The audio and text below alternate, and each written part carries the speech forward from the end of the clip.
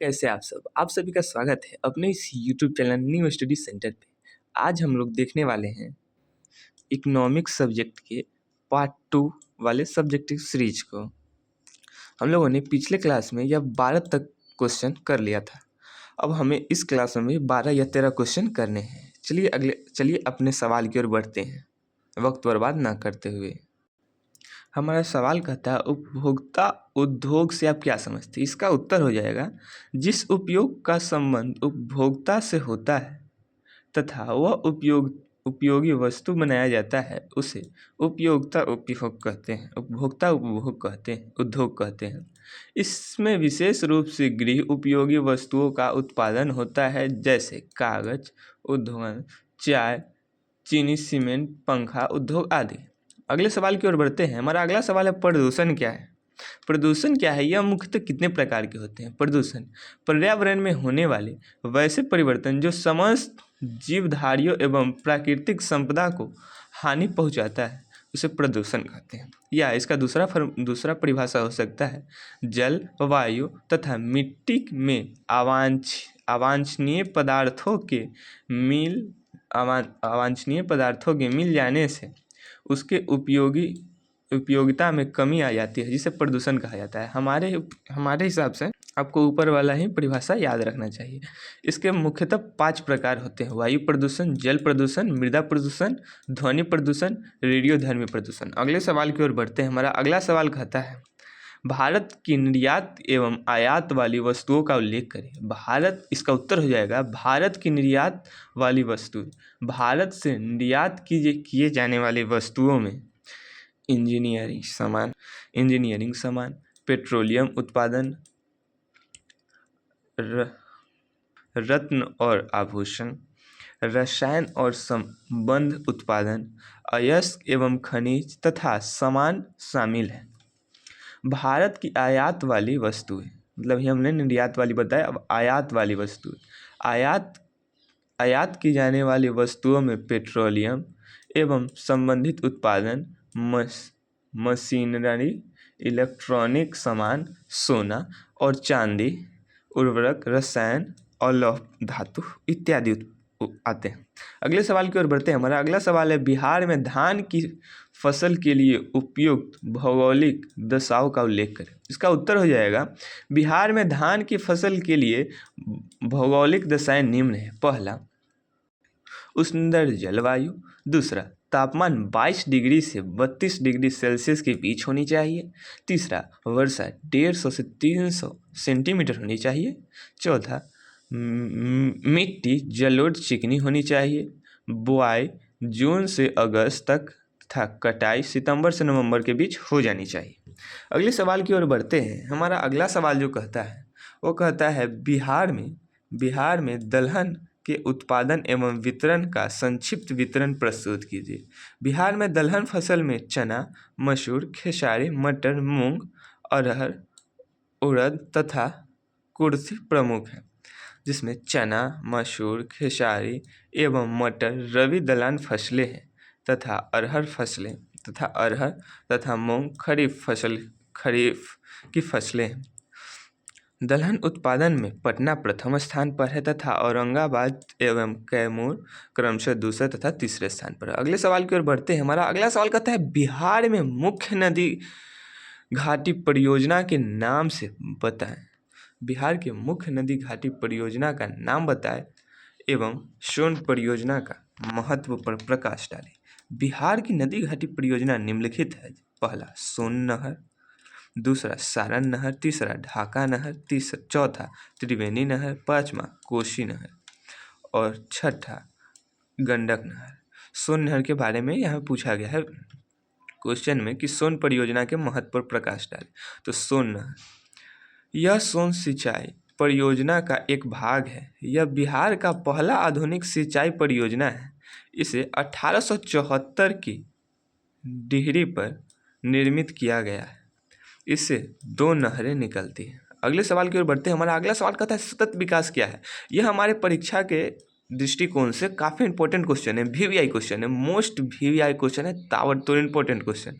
इसका उत्तर हो जाएगा ऐसा विकास जो जारी रह सके, टिकाऊ बना रह सके, सतत विकास कहलाता है।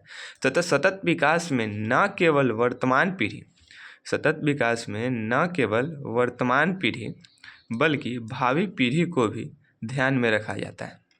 अगला सवाल है योजना आयोग क्या है। यह भी हमारे परीक्षा के दृष्टिकोण से वीवीआई क्वेश्चन है, मोस्ट वीवीआई नहीं कर सकते मगर वीवीआई क्वेश्चन है।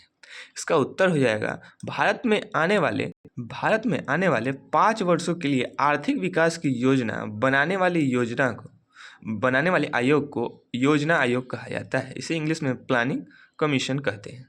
भारत में योजना आयोग का गठन 15 मार्च 1950 को हुआ था। इसके पदेन अध्यक्ष देश के प्रधानमंत्री होते हैं। प्रथम अध्यक्ष पंडित जवाहरलाल नेहरू थे, जो कि हमारे देश के प्रथम प्रधानमंत्री थे।